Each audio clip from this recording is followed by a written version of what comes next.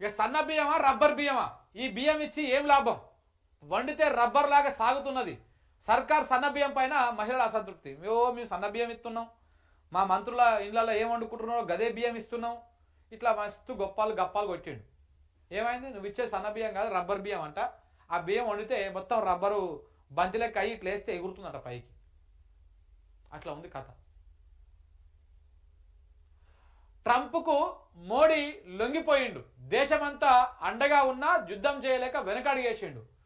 ట్రంప్కు మోడీ లొంగిపోయిండు, మోడీకి నువ్వు లొంగిపోయినావు. ఇది వాస్తవం. చంద్రబాబుకు నువ్వు లొంగిపోయినావు. అందుకే తెలంగాణ ప్రయోజనాలను తెలంగాణని ఆగం పట్టిస్తున్నావు.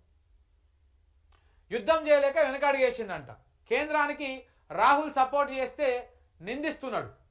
చేతగానితనాన్ని బీజేపీ కప్పిపుచ్చుకుంటున్నది. సేమ్ సార్ మీది కూడా. మీ చేతగానితనాన్ని, మీ పరిపాలన చేతగాకపోవడాన్ని మీరు కూడా కప్పిపుచ్చుకుంటున్నారు. కిషన్ రెడ్డి విచక్షణ కోల్పోయిండు. ఎందుకు కిషన్ రెడ్డి మీద పడ్డరు? ఇక కాంగ్రెస్ వాళ్ళు మొత్తం బీజేపీని జాకిలు పెట్టి లేపడం కోసమా? దేనికి పడ్డరు? మొన్న ఎవరైనా అద్దంకి దయాకర్ ప్రెస్ మీట్ పెట్టి కిషన్ రెడ్డినే తిడతాడు.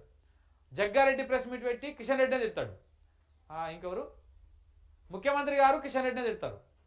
అందరు కిషన్ రెడ్డినే తిడుతున్నారు. ఎందుకు? దేనికోసం?